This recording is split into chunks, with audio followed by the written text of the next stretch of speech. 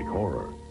It catches audiences someplace where they are not expecting to be captured, and carries them off someplace, and they have an emotional response that you wouldn't quite expect.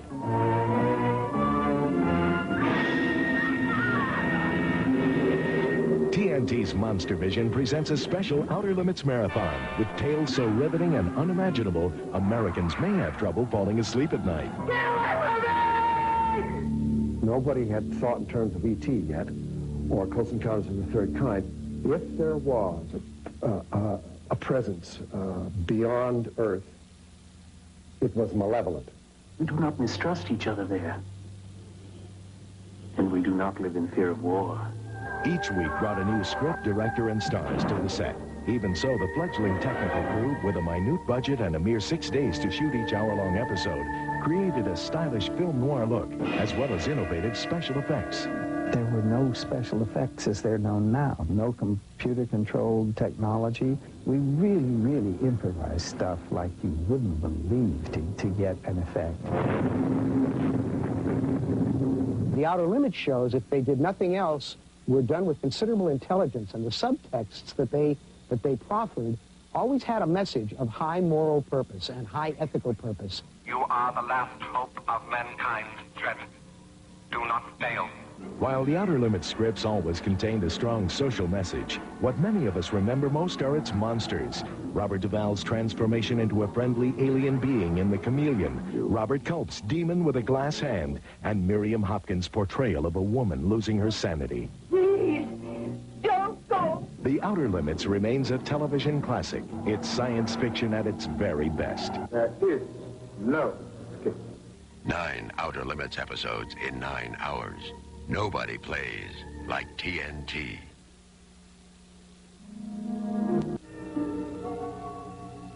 What do all these people have in common? Okay, you're right. They're all well-known TV stars.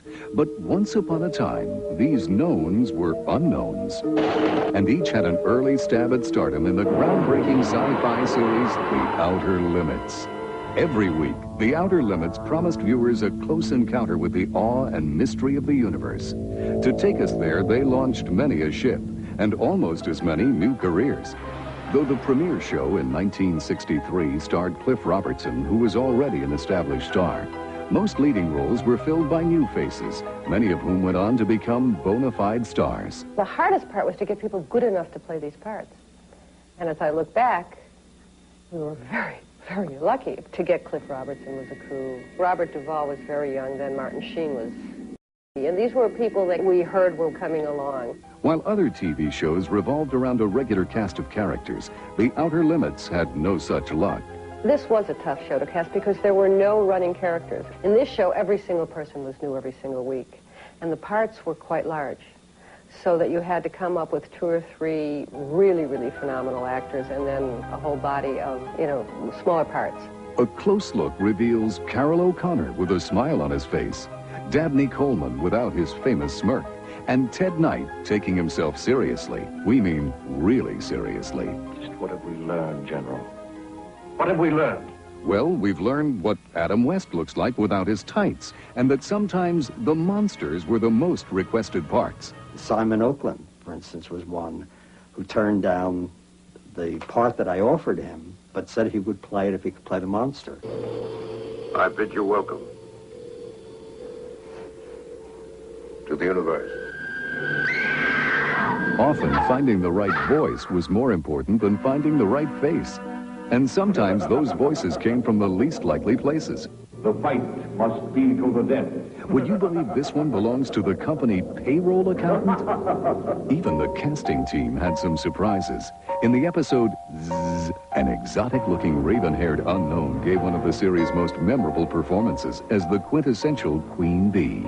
I remember the casting director at one point saying to me, we really thought of a strawberry blonde for this. This is your queen. But Frank had her own ideas for the character, and her hair was just one of the physical changes she made. I had some thought that she has to be bigger than life, and I decided to pad my bra. Between that and the false eyelashes, that was my conception of a bee. In every way, casting for The Outer Limits broke the old rules and tested new ground. Maybe they made some risky decisions, but as these faces prove, their risks paid off. That was the hardest thing, to take a chance on a total unknown. Have no fear of these unknowns when TNT presents The Outer Limits Marathon. 9 Outer Limits episodes in 9 hours. Nobody plays like TNT. There is nothing wrong with your television set. Do not attempt to adjust the picture. When TV viewers first heard this strange voice in 1963, they knew its source was definitely not the Beverly Hillbillies mansion or the Ponderosa's porch. But where did it come from? The inner mind? Some far-off galaxy? I don't know where that came from. I heard myself saying, well, we're not going to have the usual host. And suddenly I said, your television set is turned off. And a mysterious control voice will say there's nothing wrong with your television set. Thus was born the famous Control Voice, the disembodied host of one of the 60s most original shows, The Outer Limits. This sci-fi classic was the ambitious creation of a young and innovative group of writers, producers, and technicians. Working around the clock on a shoestring budget, they attempted the impossible, the creation of a strange new world every week. Welcome to Andera. My perception of The Outer Limits is that it's really a gothic thriller. I think that's maybe why it still appeals to people, because it deals with the dark side of human nature. Trying to play God. You just can't do that. Why not if God's too busy? That moody atmosphere was expertly conceived on film with high-contrast shots and sharp camera angles. But The Outer Limits wouldn't be The Outer Limits if it weren't for the elaborate makeup and special effects. And many times when the money was short, a little ingenuity saved the day. Who would have guessed that this menacing sand monster is actually a hand puppet held by a man submerged in water and cork? And that these alien flowers pollinate through spores that come from a decidedly non-alien source. Well, yes, it was puffed wheat, and they blew it out. The series also introduced viewers to a group of actors who were then virtual unknowns. Ted Knight, Adam West, William Shatner, Carol O'Connor, Sally Kellerman, and Joanna Frank, who mesmerized 60s audiences in her role as a queen bee turned human being. A lot of the things that I did were very spontaneous and unplanned. There's this scene near the end where she goes outside and she winds up at the little pool, you know, sucking the flower.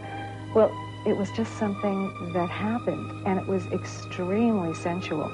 But beyond the great performances, the most memorable signature of The Outer Limits were the words of wisdom each episode conveyed. I think The Outer Limits, in the control voice particularly, constantly says that there are ways to relate to the universe and to relate to strangers that are prudent, but nevertheless with an open mind. The whole idea of enjoying that show is don't get turned off by something very strange and very peculiar. And do not attempt to adjust the picture.